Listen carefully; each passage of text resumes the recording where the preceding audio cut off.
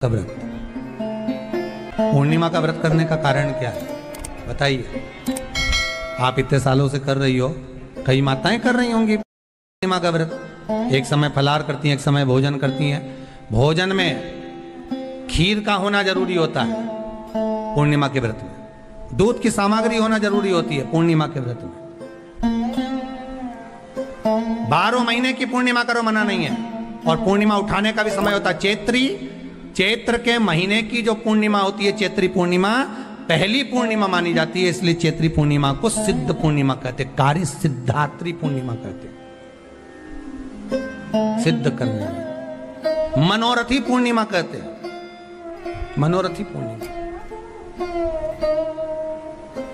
इसलिए पूर्णिमा का व्रत कहां से उठाया जाता है? चैत्र के महीने की पूर्णिमा से पूर्णिमा का व्रत उठाया जाता है कि मैं महीने की पूर्णिमा करूंगी तो वो चैत्र पूर्णिमा से उसको उठा लिया जाता है। पर उसका एक नियम रहता है, आप फलाहार करें अपनी जगह पर है, पर एक समय भोजन कर रहे हैं वो अपनी जगह पर। भोजन के साथ में मीठे के साथ थोड़ा दूध की सामग्री होना जरूरी होती है। और क्यों करते हैं पूर्णिमा का व्रत, किस लिए किया जाता है, क्यों करा जाता है, उसका व्याख्यान वर्णन शिव महापुराण के अंतर्गत स्कंद पुराण में लिखा गया। स्कंद पुराण में वर्णन किया है श्री वेदव्यास जी महाराज ने। कहा ये पूर्णिमा का व्रत इसलिए किया जाता है कि व्यक्ति का जब मन गलत भ्रम में जाने लगता है, मन जब गलत जगह पर जाने लगता है, तो ये मन को गलत जगह पर ले जाने वाला कौन होता है? तो कहा ये चंद्र होता है। व्यक्ति की राशि के अंतर्गत, व्यक्ति की पत्रिका के अंतर्गत, व्यक्ति की ग्रह दशा के अंतर्गत जब चंद्र बेकार चलता है तो व्यक्ति अच्छा करते करते भी बेकार करने लग जाता है।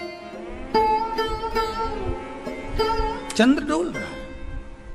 कई माताएं कहती हैं गुरुजी हमारे बेटे को आशीर्वाद दीजिए, बहुत गलत संगत में जा रहा है। मतलब समझ जाना कि चंद्र गड़बड़ जा रहा है।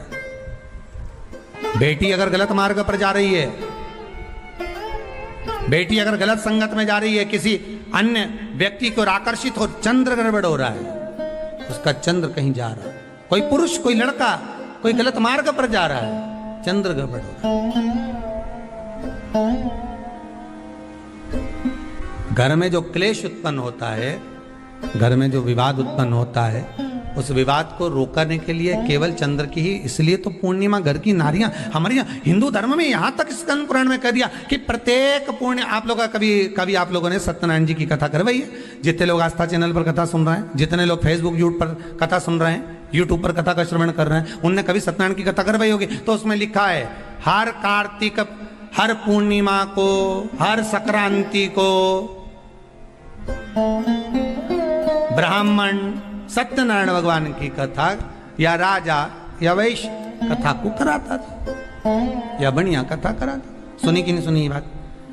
सत्यनारायण भगवान की कथा में लिखा है, स्कंद पुराण के अंतर्गत जो सत्यनारायण भगवान की कथा का स्मरण किया उसमें लिखा है प्रत्येक संक्रांति पूर्णिमा को सत्यनारायण की कथा करवाने लगा और ये योनि को प्राप्त हुआ। इस योनि से छूटा, इस योनि में गया। लिखा है, सब कुछ लिखा है। अब उत्ते से समझ जाओ कि पूर्णिमा को सत्यनारायण की कथा करने का बोला, तो पूर्णिमा को सत्यनारायण की कथा का क्यों बोला? वैसे तो रोज कराओ सत्यनारायण जी की कथा, प्रतिदिन कराओ, मना नहीं है। आप क्या कोई विशेष फंक्शन है आप सत्यनारायण जी की कथा करवा, पर पूर्णिमा संक्रांति को और संक्रांति को पूर्णिमा को सत्यनारायण की कथा का स्मरण क्यों करवाया गया? क्योंकि पूर्णिमा के दिन अगर ये भगवान का व्रत रख लेगी, पूर्णिमा के दिन अगर ये खीर का प्रसाद बना लेगी, थोड़ा सा दूध की कोई सामग्री बना लेगी और भगवान को भोग लगा देगी, भले सत्यनारायण भगवान के भाव से बनाए, भले सत्यनारायण जी के निमित्तार्थ बना, पर अगर इसने सत्यनारायण भगवान के निमित्त से बना, पर पूर्णिमा के दिन अगर ये व्रत रखेगी, उपास रखेगी या कोई सामग्री बनाकर भगवान की पूजन कर लेगी, तो इसके घर में जो अशांति है वो शांति में बदल जाएगी। इसलिए कई घरों में आज भी सत्यनारायण भगवान की पूजन हर पूर्णिमा को करती है। माता किताब लेके बैठ जाती है, तुरंत उन्हें ऑफिस जाना, कहीं काम पे जाना, और तुरंत उसने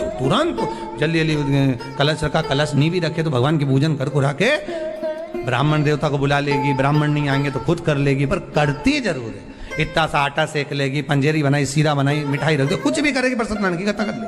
उसका मन लग गया उसमें, मतलब पूर्णिमा को करना है। उसको करने से क्या होता है? शांति रहती, शीतलता रहती। जिसके घर में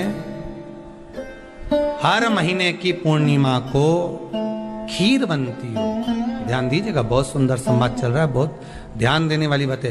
प्रत्येक महीने की पूर्णिमा को जिसके घर में दूध की सामग्री बनती हो, दूध की सामग्री तैयार होती हो, खीर प्रसाद तैयार होता हो, उसके घर में कभी क्लेश नहीं हो सकता। चाहे सास बहू एक दूसरे के सामने वो कहे ना, वो सांप और नेवले की लड़ाई क्यों ना, फिर भी शांति हो जाती है। पर प्रत्येक महीने की पूर्णिमा होना चाहिए। ये नहीं कि तुमने एक महीने की पूर्णिमा पे बना लिया और दूसरे महीने की पूर्णिमा को गायब कर दिया। फिर किसी ने कह दिया आज चूरमा तो बन रहा है, दाल बाटी तो बन रही है चूरमे के साथ में, लड्डू बन रहे हैं, तो काहे को खीर बना रही हो? तो तुमने अब वो खीर प्रसाद। महापुराण की कथा कहती है, महाराज पूर्णिमा का जो चंद्र है वो विशाल का है, और उस चंद्र की पूर्णता में हमारी अभिलाषाएं भी पूर्ण हो। आप आस्था चैनल के माध्यम से जितने लोग कथा सुन रहे हैं, फेसबुक यूट्यूब पर जितने कथा सुन रहे हैं, और कुबेरेश्वर धाम में जितने कथा सुन रहे हैं, आप में से कितने लोग हैं जो पूर्णिमा का व्रत करते हैं? जो माताएं करती हो जरा हाथ उठाइए। पूर्णिमा का व्रत जो करते हो ना आप लोग, रखिए। अब पूर्णिमा के व्रत में आपने कई बार किताब पढ़ी होगी पूर्णिमा की, या आपने व्रत किया होगा, या पूर्णिमा का व्रत आप धारण करे होगे, तो उसमें पूजन कौन से भगवान की होती है? पूर्णिमा के व्रत में किस भगवान की पूजन होती है? तो कहा पूर्णिमा के व्रत में केले के खंभ लगाकर पूर्णिमा का जो अध्यापन होता है, पूर्णिमा की जो पूजन होती है, उस पूजन में शंकर और पार्वती की पूजन की जाती है। शिव और नारायण की पूजन करी जाती है, शंकर और पार्वती का स्मरण किया जाता है। किसकी पूजन होती है? शिव पार्वती।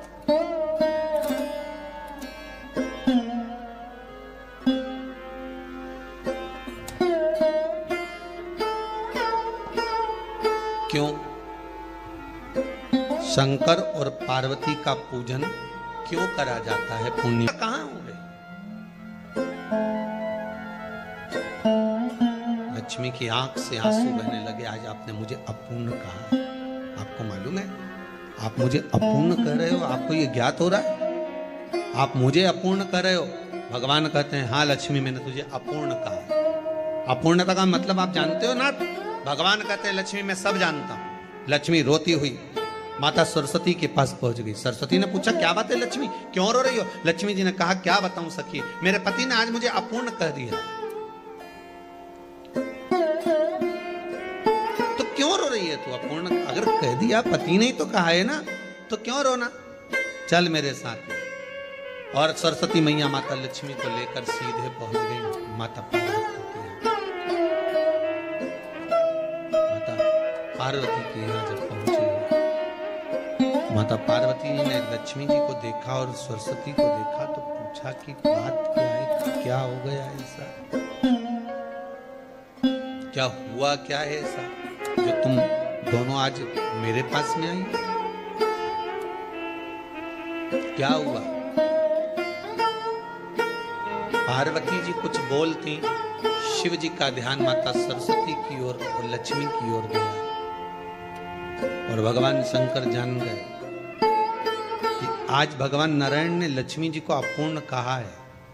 अब देखें माता पार्वती क्या कर सकती है, इसको पूर्ण बनाने के लिए करेगी क्या? क्या हुआ? माता सरस्वती जी बोली लक्ष्मी को अपूर्ण कर दिया।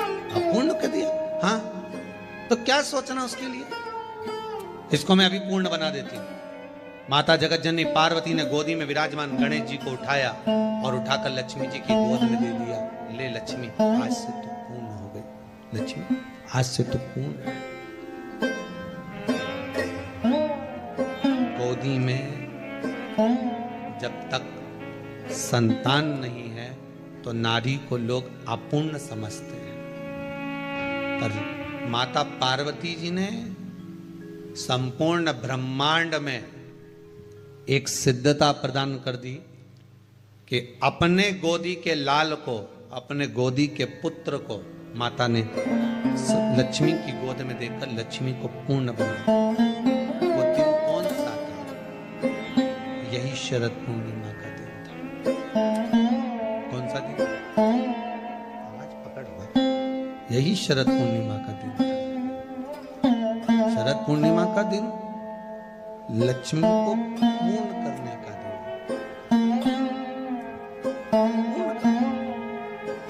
केवल अमृत ही नहीं बरसता, शरद पूर्णिमा के दिन लक्ष्मी भी बरसती। लक्ष्मी पूर्णिमा के कितने व्रत होते हैं? बोलते जाओ, जरा जल्दी जल्दी बोलो। पूर्णिमा के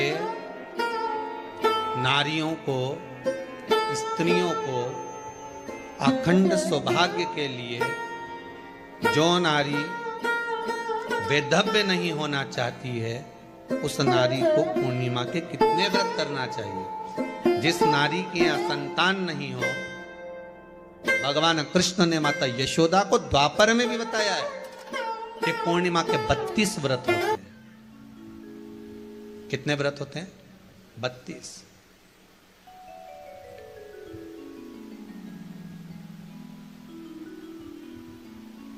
स्वयं भगवान कृष्ण यशोदा रानी को, माता यशोदा जी को भी बता रहे हैं 32 व्रत। अब आपको किसी ने बता दिया होगा कि 8 कर लो, 7 कर लो, 6 कर लो, 12 कर लो, इसलिए आपने बोला कि 12 कर लीजिए, 32 कर लीजिए। अरे यहां तो द्वापर की कथा भी कहती है। यशोदा जी ने एक बार भगवान कृष्ण को रोक कर कह दिया, ए कन्हैया रुको। कन्हैया बोले, बोलो मां क्या बात है? कन्हैया जरा रुकिए, इधर आओ जरा। भगवान कृष्ण आए। हाँ मां बोलिए। किस जगह का प्रसंग है ये? जिस समय पर राधा रानी कुरुक्षेत्र में नंद बाबा और यशोदा जी को लेकर कुरुक्षेत्र के कुंड में, ब्रह्म सरोवर में स्नान कराने के लिए लेकर जाती है, ग्रहण का समय पर। और जब भगवान कृष्ण उस कुरुक्षेत्र के उस सरोवर में स्नान करने आते हैं, तब यशोदा जी ने अपने लाला से प्रश्न किया है, पूछा है,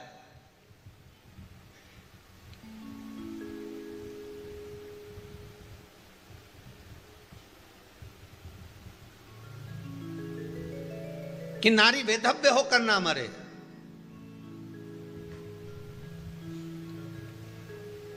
उसका पति कोई रोग से ग्रसित ना हो, उसका पुत्र किसी रोग में ना पड़े।